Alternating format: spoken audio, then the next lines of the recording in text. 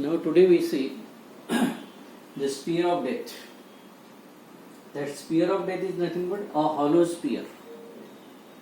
Generally it is the popular show in circus.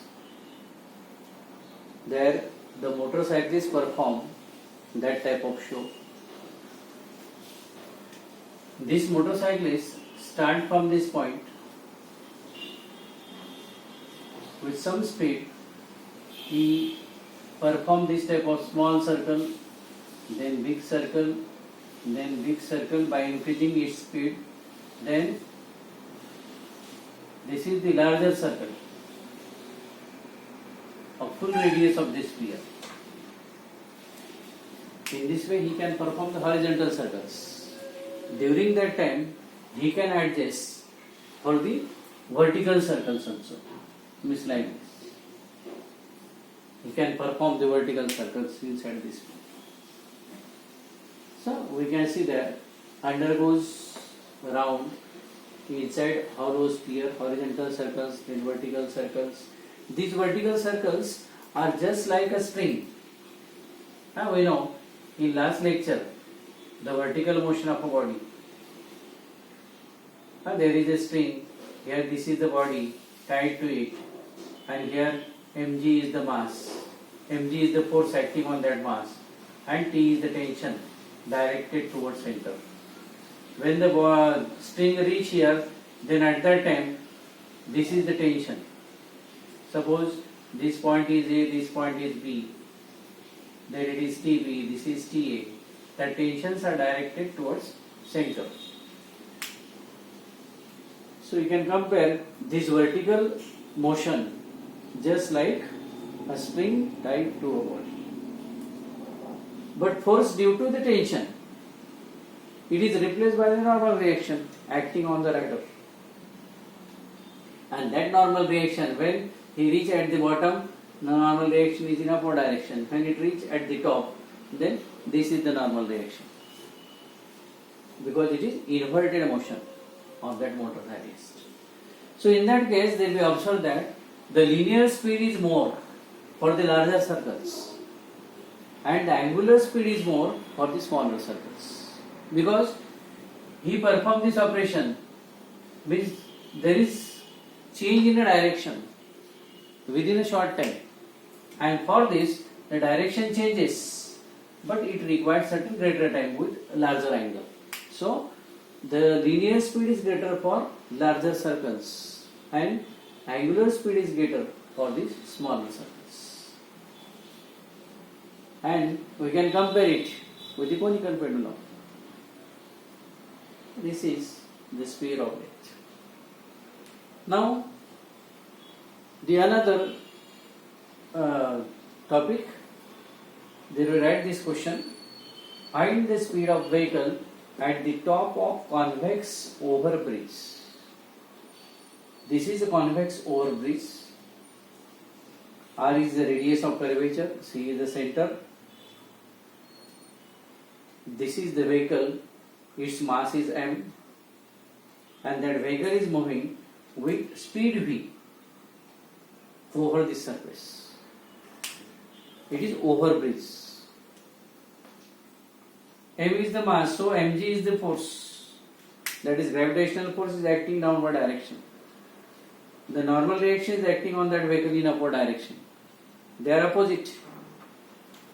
Actually, this mg is greater than the normal reaction. And when the vehicle is moving over this bridge, means actually it performs the circular motion. And for the circular motion, centripetal force is necessary. So how the centripetal force is provided? It is provided by these two forces. Because these two forces are acting on the same vehicle and they are in opposite direction. So the difference between that forces is the centripetal force. And so we can see that centripetal force by writing these forces acting on the vehicle weight vertically downward, then normal reaction vertically upward, then the resultant centripetal force is mv square upon r is equal to mg minus n. But as the speed increases, then n decreases. Where n is used only for the indication of point of contact. Normal reaction is there due to only the point of contact. So, for just maintaining the contact, n is nearly equal to 0 when the speed of the vehicle is maximum.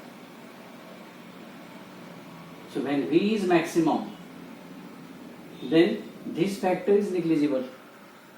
So, n is nearly equal to 0. So, using these two values from that equation 1, we can write there this like that mv square upon r. Here we write max, then it is equal to mg, neglecting n. Now this m gets cancelled, then v square max is equal to rg, then taking square root, that gives the maximum speed, or it is also called as upper limit on the speed of a vehicle over the convex overbridge. Means by using simply these two forces, we can find this. Here we neglect the normal reaction because it is only used to maintain the point of contact between tires and the road surface. So by neglecting the normal reaction, we can find out the maximum speed, upper limit of the speed. Then another factor in rotational dynamics is one of the important factor, that is moment of inertia. This moment of inertia, how we can define it? For the moment of inertia, we can see there a rigid body.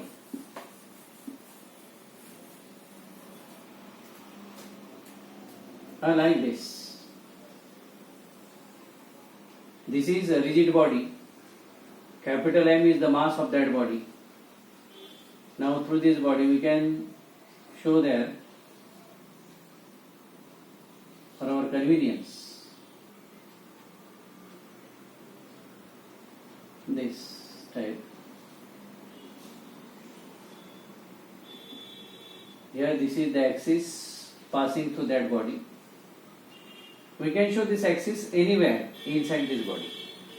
Total mass is M and this body is rotating about this axis with angular velocity omega. Now that body is made up by number of particles. Now we can show this particle M1 at distance, perpendicular distance R1. Here M2, perpendicular distance R2. Then M3, perpendicular distance R3. In this way we can show the number of particles there having these masses. M4, again here suppose M5 at distance R5, then M6 at distance R6. Now we can show there n number of particles. Here M1 is the mass and R1 is the perpendicular distance from axis of rotation. Means like this body. If this is the axis of rotation, here is the particle and this is the distance, that perpendicular distance from axis. So from that we can find this M1 R1 square, then M2 R2 square, M3 R3 square up to Mn Rn square. These are nothing but product of mass and square of perpendicular distance of that mass from the axis of rotation. When we take the sum of these products, then that sum is nothing but a moment of inertia. And from this we can define moment of inertia. It is defined as the sum of the product of mass and square of its perpendicular distance from the axis of rotation of each particle of a rigid body rotating about an axis passing through it.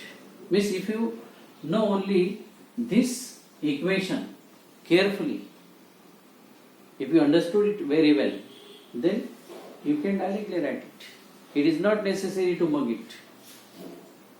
It is defined as the sum of products of mass and square of the perpendicular distance of each particle from the axis of rotation of a rigid body rotating about an axis passing through it. In this way we can define this moment of inertia. Again we can write this in the form of summation of I equal to 1 to n. It is mi ri square.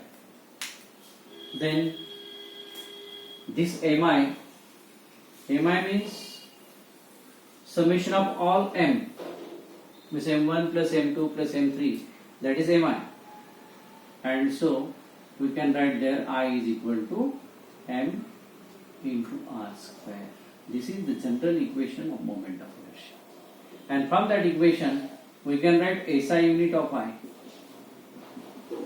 Mass is measured in kg and radius is measured in, the distance is measured in meter.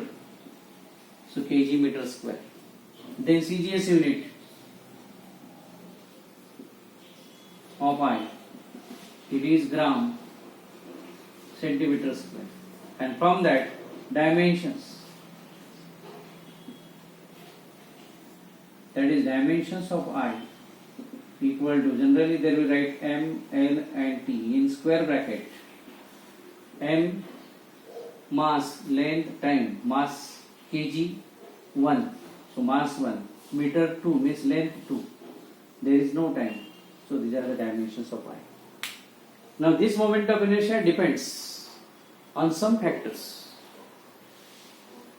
It depends upon the individual masses of the particles of a body, m1, m2, m3, that individual masses, on that factors it depends.